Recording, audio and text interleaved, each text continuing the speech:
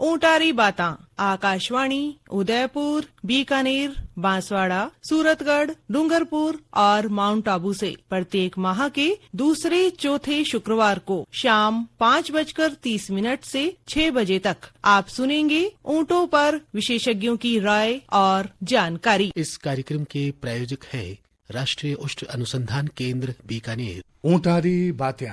ऊंटारी बात्या कार्यक्रम सुनने वाला से ऊंट पालक भाई ने ओमजी भाई और भोमजी भाई राम मोकड़ा राम राम राम भोमजी भाई राम ओमजी भाई राम कई बात है यार, सुबह सुबह ऊंट ले निकलियोड़ा हार ऊंट में की परिवर्तन लाग रही हो, कहीं सजावट करी के। हाँ बिल्कुल ओमजी भाई, संस्कृति अपनी बात तो देखो ऊंटा सु जुड़ोड़ी है ही है। और क्या करे कि ऊंटा सु आपने जो रोजगार रो साधन भी मिलिया करे कि बाहर ढूंढ रो तो है ही, पर साथे साथे कहिए कि एक पर्यटन किया करे नहीं वो उनसु भी बिना लाभ मिलिया करे। मारे माथे ऊपर से निकल रही है के मारे की समझ में अब देखो ये है ओम जी भाई के ऊंटा रे जका शरीर ऊपर जका केस हुआ करे नहीं, तो उनारे माथे किला करती हुआ करे नहीं बा। हाँ किलो बनावे भाई। हाँ तो उन बाबत कलाकार है उनखने लेर गयो कि भाई उन माथे चित्र बनावा चोखा चोखा, अच्छा ताकि आगे जो ऊंट वालो मेड़ो आवे नी बिना मायने मारे ऊंट ने हूँ अच्छे सु ले जाई सजा दजार। तब बिशु फायदो कहीं है अद बिशु देखो ये है कि भाई देखो आपनो जो ऊंट है वो मेले रे माने जैसे जन कितना जना लोग देखी, और जे अगर जो फर्स्ट आ जावे तो इनाम भी मिले। भाई बात तो थे सातरी करी तो देखो खाली वो जो दौड़ में कृषि रे समझ में ही समझतो था, पर जे तो हमारी आंखें खोल दी इन विषय पर आज चौपाल पर आपा की बातड़ निकल लिया के आ तो और ही बढ़िया हो जावे। देखो साहब बढ़िया हो जावे। हाँ बिल्कुल हो जावे। फिर देखे ओम जी भाई बात खरी करियो। आज देखो स्वागत करो, आज आप चौपाल में पधारे है अनिल राठौड़ साहब, आप उप निदेशक है, और आज आप बातचीत कर सा पर्यटन में ऊंटा रो महत्व विषय पर। वाह ओम जी भाई, देखो थे जी की बात मैंने पूछी नहीं थोड़ी देर पहली, तो उन विषय पर जानकारी आप जगह ऊंट पालक भाई ने और मिल जैसी नहीं तो फिर तो सोने में सुहागो हो जैसी। देखो ऊंट पालक भाई ने भी मिल सी मार जैसे अज्ञानी रबे की कान खुलसी की समझदारी आई। लो सा देखो अनिल जी तो पधार गया है। आओ राम राम सा। राम राम साहब। अब पहले बैठो बिराजो सा। अब मैं करा आपने राम राम सा। राम राम सा। राम राम। देखो सा चौपाल में आप घणो स्वागत है। आज देखो घणकरा जगह ऊंट पालक भाई बाया भी बैठी है, देखो सामने है। राम राम करी आपने। आज आप डॉक्टर साहब बातचीत कर सा पर्यटन में ऊंटारो महत्व विषय पर। जी बिल्कुल। महाराज का ऊंट पालक भाई है, मैं तो आई जाने के भाई आप खेती बाड़ी रे मायने ऊंट रो इस्तेमाल करला उपयोग में लेला, पर बात आवे पर्यटन री तो हमारा ऊंट पालक भाई ने आप बताओ कि ऊंट है जो पर्यटन सु किन भात जुड़ोड़ है।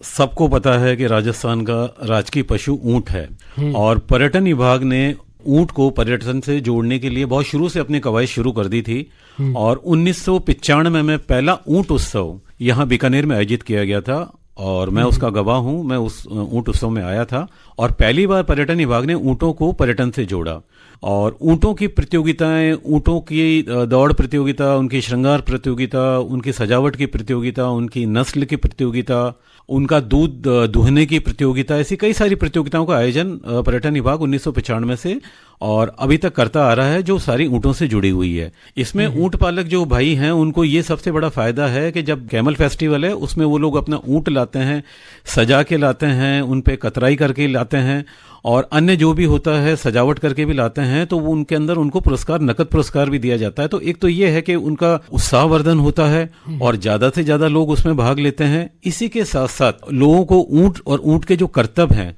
वो भी देखने का मौका मिलता है, क्योंकि देखा जाए अगर विश्व पटल के ऊपर तो ऊंट कुछ एक देशों में ही पाए जाते हैं। अरब कंट्रीज में आपको ऊंट मिलेगा, आपको लद्दाख में मिल जाएगा ऊंट, आपको अरब कंट्रीज है अपने अफ्रीका कंट्री में मिल जाएगा, और भारत में आपको, और भारत के भी आप राजस्थान के क्षेत्र में आएंगे तो पश्चिमी राजस्थान में बहुतायत में ऊंट अपने पाए जाते हैं। और यहाँ पे भी बीकानेर है, जैसलमेर है, पुष्कर है, और इनके आसपास के जो एरिया है यहाँ पे बहुत से ऊंट पालक जो है वो रहते हैं। और आजकल ऊंट का भी सबसे बड़ा ये है, अगर आपने सुना होगा कि ऊंटनी का जो दूध था जिसके बारे में पहले बहुत सी भ्रांतियां थी, वो सारी भ्रांतियां अब धीरे धीरे दूर होती जा रही हैं। जी जी, आप ऊंट ने दूध समुद्र संबंध में भी बातचीत करते हैं। इससे पहले आप पर्यटन में ऊँटा और महत्व विषय पर और थोड़ी चर्चा करना। पर्यटन में ऊँटों का महत्व है। पहले जो पर्यटक आते थे, अब हम जो है जितने ऊँट पालक हैं उनको देखो सफारी का मौका दिया जाता है। वो बीकानेर में 3 दिन से लेके और 15 दिन तक की सफारी, ऊँट की सफारी अभी चल रही है, जिसमें जगह जगह गांव-गांव, ढाणी-ढाणी वो एक रास्ता निश्चित होता है, उसमें ऊँट जाते हैं। और हमारी जो राजस्थान की जो संस्कृति है, हमारा ग्रामीण परिवेश जो है, उसको जो है बाहर से हमारा जो भी टूरिस्ट आता है, बाहर से जो भी हमारे मेहमान आते हैं वो देखते हैं। उनको शायद ये नहीं पता होता कि फली और काचरी की सब्जी क्या होती है, या बेजड़ की या मक्के की रोटी क्या होती है। पर चूंकि इन सफारी के माध्यम से वो गांव-गांव और ढाणी-ढाणी जाते हैं, वहां रुकते हैं रात को, और वहाँ का स्थानीय भोजन, वहाँ की स्थानीय कला संस्कृति है, उसको वो लोग देखते हैं और देख के अभिभूत होते हैं। और इससे ऊँट पालकों को भी एक अच्छा पारिश्रमिक उनको मिलता है पूरी सफारी का, और साथ ही उनको हमारी संस्कृति जानने का मौका मिलता है। हमारे जो पर्यटक स्थल हैं, जो छुपे हुए पर्यटक स्थल हैं, उनको देखने का भी मौका मिलता है। और उसके बाद वो अपने देश या अपने राज्य में जाते हैं और वहां जाके वो लोग बताते हैं कि हम राजस्थान में गए थे और हमने ऊँट के साथ ये किया, और काफी ज्यादा वो लोग प्रसन्न रहते हैं। जी जी, जब आप पर्यटन की बात करके विदेशी पर्यटक और देशी पर्यटक जब गांव-गांव, ढाणी-ढाणी तक पहुंचे ऊँटा के माध्यम से, तो आपने ओको लगे कि शुरुआत से लेकर अब तक में विदेशी पर्यटकों की संख्या बढ़ी है?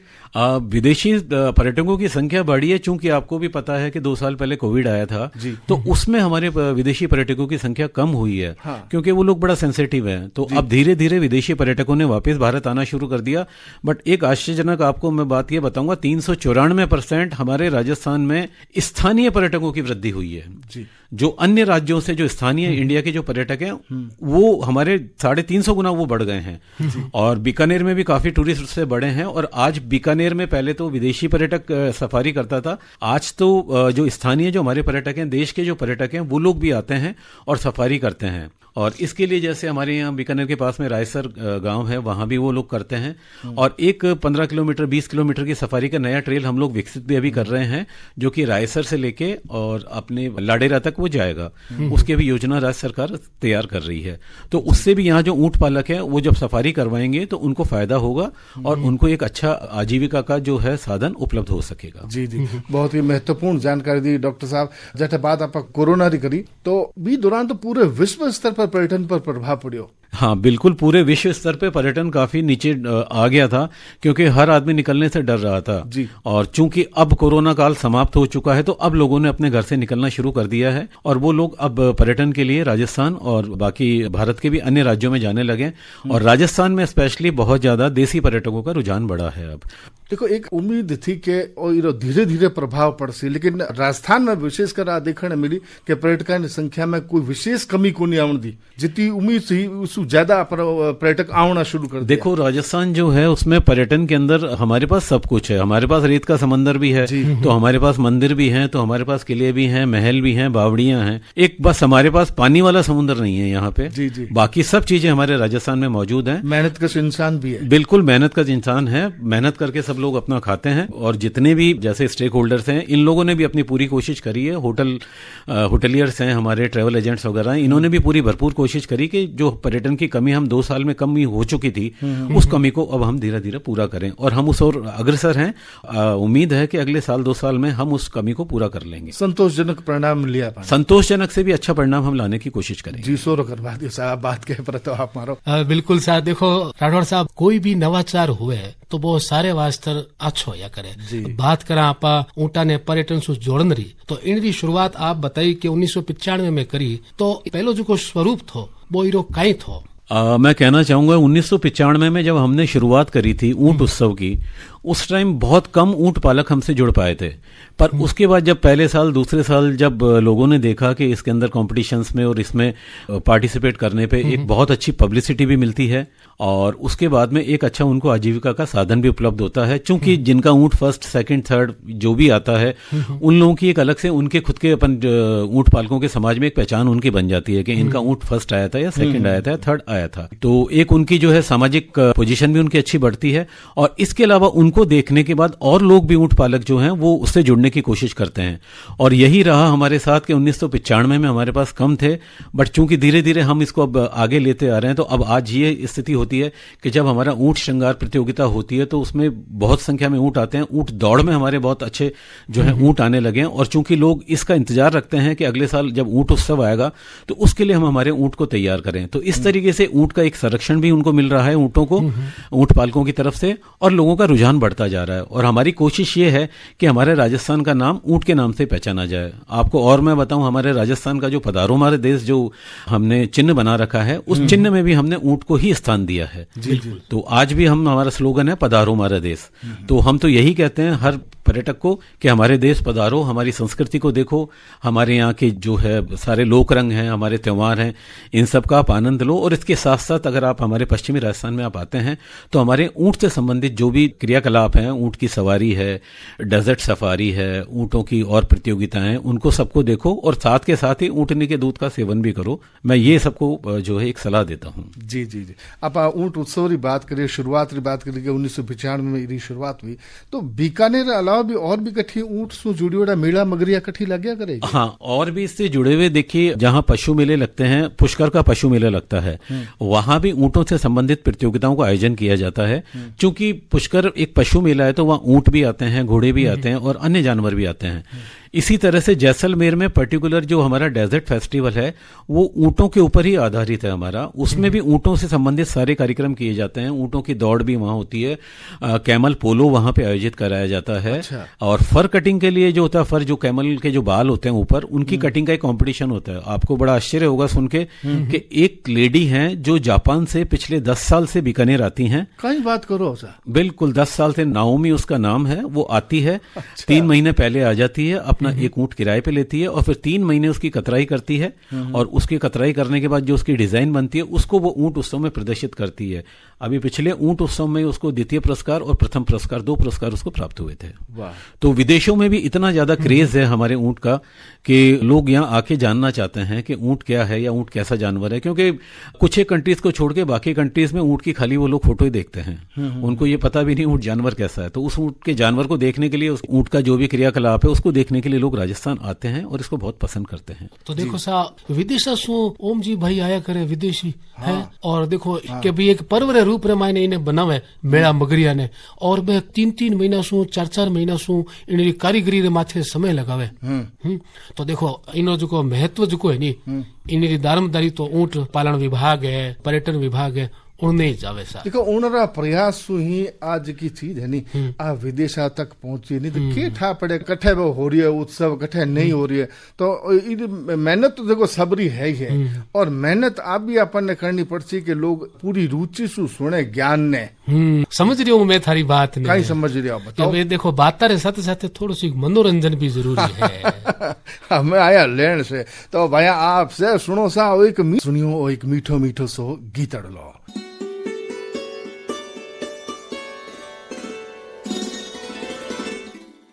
मैं डॉक्टर आर्तबंधु साहू, निदेशक राष्ट्रीय उष्ट अनुसंधान केंद्र बीकानेर। ये केंद्र ऊँटों के संवर्धन एवं अनुसंधान के क्षेत्र में कार्यरत है। समस्त ऊँट पालक भाई बहन इस क्षेत्र से जुड़कर अपनी समस्याओं का निदान पा सकते हैं एवं व्यवसाय हेतु जो लाभ उठाना है वो उठा सकते हैं। इसके लिए राष्ट्रीय उष्ट अनुसंधान केंद्र द्वारा प्रायोजित कार्यक्रम ऊँटारी बाता माह के दूसरे और चौथे शुक्रवार को शाम 5:30 से 6 बजे जरूर सुने। राष्ट्रीय उष्ट अनुसंधान केंद्र बीकानेर।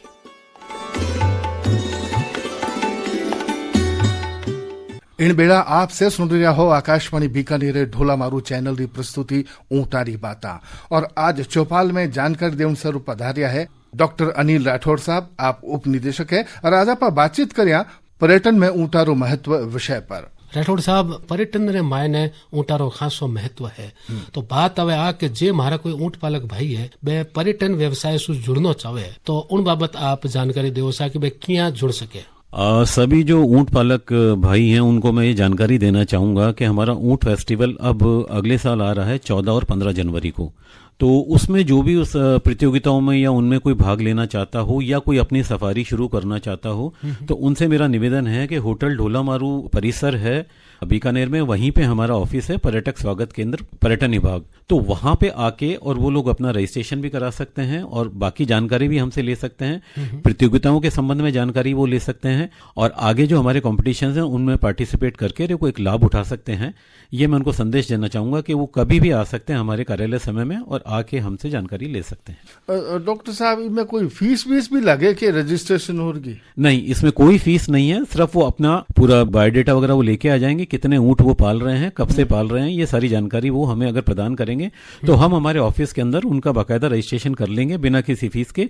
और आने वाले ऊंट उत्सव में उनको हम खुद फोन करके और उनको बुलाएंगे कि आप आइए, पधारिए और ऊंट उत्सव में भाग लीजिए और अपने ऊँटों का प्रदर्शन करिए। डॉक्टर साहब, बुरा ना माने, और कागज या किसा चीजें और थोड़ी सी बता दो। कागज उनका साथ में अपना आधार कार्ड ले आएंगे वो और अपना बैंक की पासबुक ले आएंगे ताकि भुगतान करने में, क्योंकि आजकल ऑनलाइन का भुगतान का जमाना है, डिजिटल है, तो भुगतान ऑनलाइन होगा। तो वो अपना एक तो खाता वगैरह की पूरी संख्या ले आए, अपना आधार कार्ड ले आए और अपनी एक फोटो लेके, एक एप्लीकेशन लेके हमारे यहाँ पे आ सकते हैं, तो हम उनको पूर्ण सहयोग प्रदान करेंगे। देखो इन वास्ते पूछी जा, देखो गांव से हवा फिर ठा लगे से आपका आधार कार्ड लाना है, बैंक की पासबुक लानी है, बस साथे नहीं ले रहा तो फिर एक चक्कर पड़ जाओ, फिर पीछा टक्का लगे, सोचो पूछ ले। नहीं, बिल्कुल ये चीजें वो साथ लेके आएंगे तो हम उनकी पूरी सहायता करेंगे। बिल्कुल साहब जी भाई, छोटी छोटी बातें उन्होंने अगर आप ध्यान रखा तो आपने कोई भी तरीके की समस्या नहीं हुए। बात हवे डॉक्टर साहब, ऊंट सु एक तो जगह ऊंटरी जी की खाल है, उनासु उत्पाद बढ़िया करे, एक ऊँटनी जो दूध है उनासु भी बीरा उत्पाद बढ़िया करे। तो ऊँट सु जो प्राप्त होने वाला उत्पाद है बिया ने पर्यटन सु क्या जोड़ सका? ऊँट से बने उत्पाद, जैसे कि आप सब लोग जानते हैं कि जैसे हमारे बीकानेर की उस्ता कला जो है वो बड़ी फेमस है। तो ऊँट के खाल के ऊपर जो है वो एक सोने की नक्काशी से कारीगरी करते हैं, जो कि स्पेशली हमारे बीकानेर में है।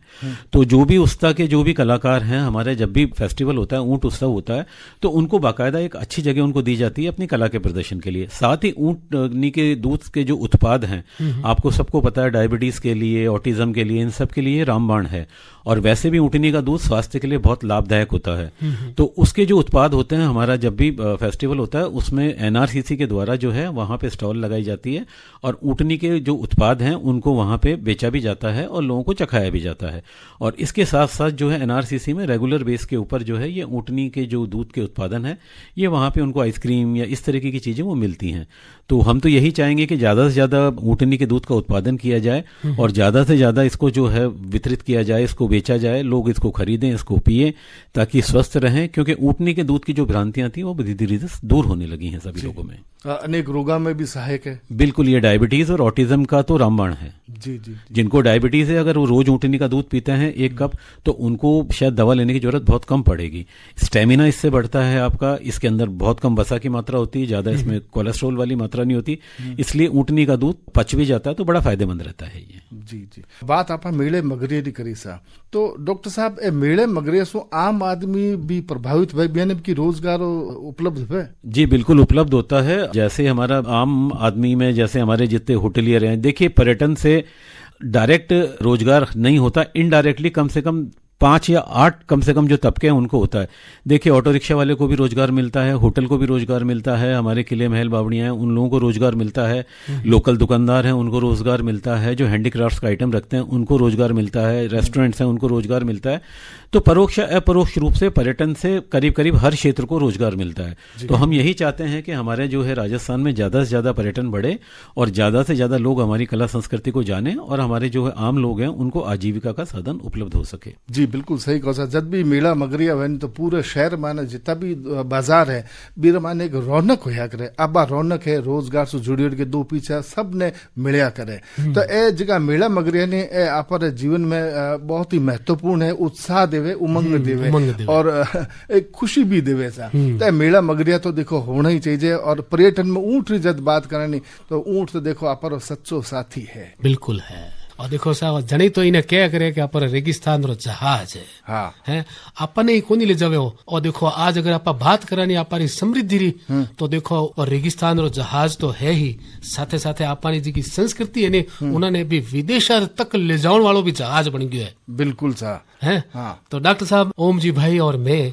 आपसे सवाल तो कई आज का हमारा ऊंट पाल का वास्तर खूब ही सुविधाजनक का उन्होंने लाभदायक का, फिर भी आप चालती बेड़ा हमारा ऊंट पाल का ने कोई इन बाबत संदेश देना चाहो आप? मैं यही संदेश देना चाहूंगा कि राजस्थान का जो राजकीय पशु है इसको हम संरक्षण प्रदान करें, इसका हम ज्यादा से ज्यादा पालन करें इसको, और ऊंट पालक जितने ज्यादा अपने जो है ऊंट पालेंगे उनसे ज्यादा उन लोगों को जीविका का उपार्जन होगा, उनको ज्यादा से ज्यादा रोजगार के अवसर मिलेंगे।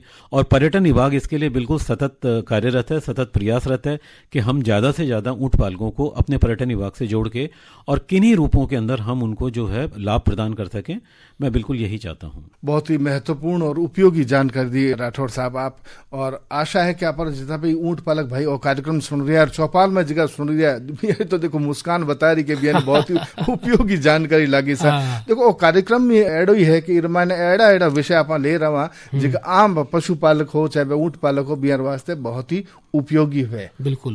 तो देखो समय जो नहीं वो वक्त अपन आगे अनुमति नहीं दे रही है ऐसा, और डॉक्टर राठौड़ साहब से बात करना तो घणो ही मन है, पर देखो समय की सीमा भी अपन ध्यान रखना पड़े है। डॉक्टर साहब आप चौपाल में पधारिया और माने आप समय दियो इन सारू मैं आपने करा धन्यवाद, और आपने मैं करा राम राम साहब। राम राम साहब, राम राम।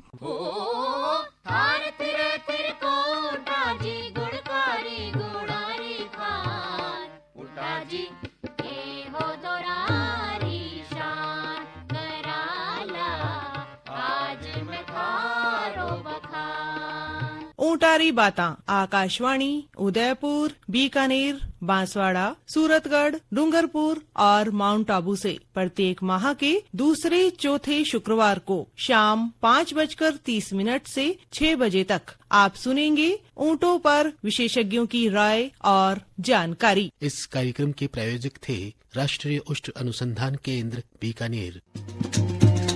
इन कार्यक्रम रा संयोजक श्री अमित सिंह और प्रस्तुति ही श्री महेश्वर नारायण शर्मा ने।